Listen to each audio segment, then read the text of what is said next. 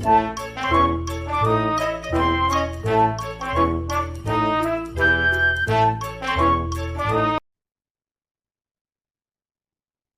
halo semuanya, selamat pagi. Eh, Perkenalkan nama saya Dania Karisa Azara dengan NRP 015.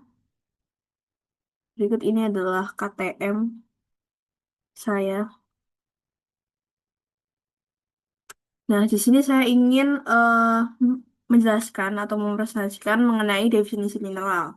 Nah, sebelum kita masuk ke mengenai definisi mineral, kita harus tahu apa itu mineral dan apa saja sih gitu yang bisa kita sebut mineral gitu. Kayak sifat-sifatnya itu apa aja.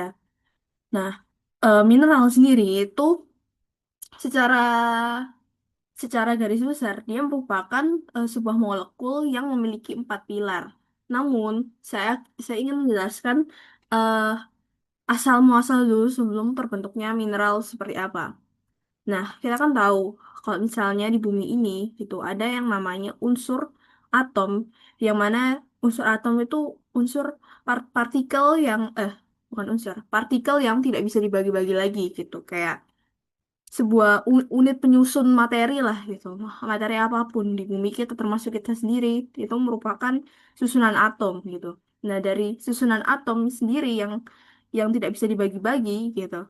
Nah, eh membentuk gitu beberapa susunan atom yang kita sebut sebagai sebuah unsur. Nah, unsur itu seperti natrium, seperti kalsium, sebuah unsur yang berdiri sendiri yang terbentuk dari beberapa atom dan memiliki komposisi dari proton, neutron, dan elektron yang berbeda-beda dibandingkan dengan unsur yang lain gitu. Kita kita tahu lah gitu tabel periodik itu unsurnya kan beda-beda. Nah, seperti itu. Berbeda proton, berbeda elektronnya, berbeda proton, berbeda neutronnya gitu yang akan mengakibatkan membedakan sifat sifat logamnya gitu ataupun sifat halogennya seperti itu. Nah, lanjut gitu. Unsur itu tadi juga ketika eh, digabungkan gitu, menggabungkan beberapa unsur akan menjadi sebuah molekul. Nah, molekul itu bisa seperti H2O, CO2, NO2 gitu. Dan dan dari molekul itu kita bisa mengklasifikasikan mineral melalui beberapa pilar gitu. Dan ada empat pilar yang bisa kita sebut sebagai mineral. Yang pertama itu adalah terbentuk secara alami. Nah, pilar pertama itu menetapkan kalau misalnya mineral itu harus terjadi sepenuhnya melalui proses geologis tanpa campur tangan manusia seperti sublimasi vulkanik, terus ada pengendapan evaporasi ataupun metamorfisme yang berkaitan dengan suhu dan tekanan yang tinggi di mantel bumi gitu. Nah, apakah semua molekul itu eh, bisa bisa disebut sebagai mineral? Tidak gitu, karena hanya hanya yang terbentuk secara alami dan eh, harus harus melalui proses geologi seperti yang saya sebutkan tadi. Nah, eh, lalu pertanyaannya apakah ada katakanlah brilian gitu ya, diamond. Diamond itu kan sekarang ada yang terbentuk secara buatan ya, atau buatan manusia. Nah, itu bagaimana? Nah, kalau bisa ada dari diamond sendiri, itu kan istilahnya dia kan terbentuk di lab ya, terbentuk di lab dan juga lingkungannya sedemikian rupa itu dibuat oleh manusia agar memiliki suhu dan juga tekanan yang tinggi, tapi memang hanya lingkungannya sebatas di lab saja gitu. Nah, otomatis dia nggak bisa gitu dia melanggar pilar yang pertama karena secara yang pertama itu sudah jelas mengatakan kalau misalnya harus adanya proses geologi yang mana tidak mungkin ada campur tangan manusia di situ meskipun berlian itu memiliki kisi dan juga bidang memiliki bentuk yang sama gitu yang sama persis katakanlah memiliki warna yang sama memiliki si kristal bidang yang sama itu tidak bisa kita sebut mineral karena mineral sendiri beda pertama menyebutkan kalau misalnya harus terbentuk secara alami melalui proses geologi jadi berlian eh, dengan buatan manusia tadi itu sudah melanggar pilar yang pertama, jadi tidak bisa disebut sebagai mineral. Lalu yang kedua adalah zat padat anorganik. Nah, mineral itu harus eh, berasal dari fase padat pada kondisi temperatur dan suhu permukaan bumi standar gitu. Dan anorganik maksudnya itu tidak boleh berasal dari sisa-sisa tumbuhan ataupun sisa-sisa hewan seperti batu bara gitu. Nah, kenapa batu bara tidak termasuk mineral? Karena batu bara sendiri itu kan prosesnya dia kan merupakan sisa tumbuhan yang mana dia mengendap di rawa yang basah dan dengan kondisi temperatur yang tinggi dia terendapkan dan juga dia terkompaksi gitu, sangat padat dan suhu yang sangat panas sehingga dia bisa membentuk eh dia bisa membentuk batu bara gitu. Nah, eh, namun kita tidak bisa menyebut kalau batu bara itu eh, ori- sebagai mineral karena mis- karena mineral sendiri kayak itu harus berasal dari anorganik yang mana mineral itu tidak boleh tersusun atas senyawa hidrokarbon seperti ya itu tadi kayak nggak boleh terbentuk dari salah satu hal seperti batu bara pun senyawa hidrokarbon seperti minyak gitu. Jadi batu bara itu nggak termasuk gitu, nggak termasuk sebagai mineral. Lalu yang ketiga adalah memiliki susunan atom yang teratur. Nah, susunan atom yang teratur itu maksudnya dari kayak keteraturan atom-atom penyusunnya dalam skala tiga dimensi gitu. Kayak sehingga membentuk kayak sisi sebuah isi dan juga bidang yang sama gitu. Secara teratur, secara berulang, dan secara periodik gitu. Nah, keteraturan susunan ini itu juga akan menentukan bagaimana mineral itu membelah, kekerasannya bagaimana, dan kemampuan dalam mendifraksikan radiasi elektromagnetik seperti sinar X gitu. Nah, jadi kalau misalnya kita ada kasus em, obsidian gitu, obsidian gitu, itu kita oh bukan.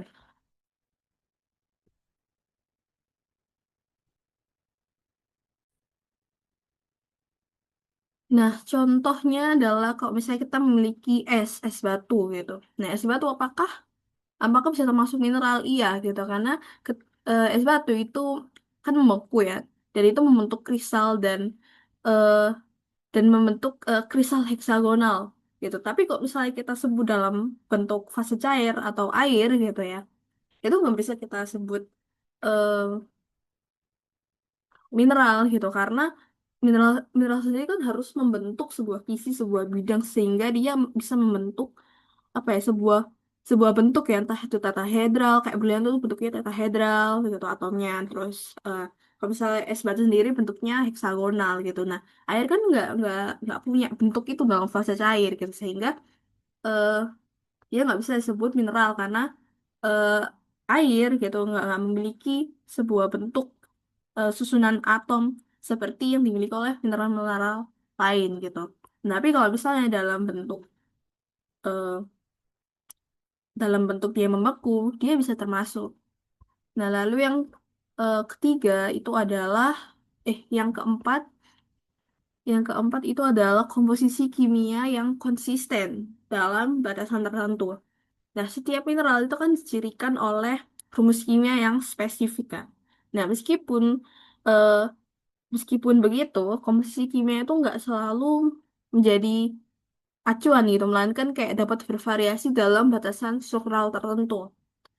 Contohnya misalnya kayak larutan padat itu terjadi ketika ion atau kation dalam sisi kristal itu digantikan oleh ion lain yang memiliki jari-jari ionis dan muatan serupa tanpa mengubah struktur geometri dasar kristal tersebut.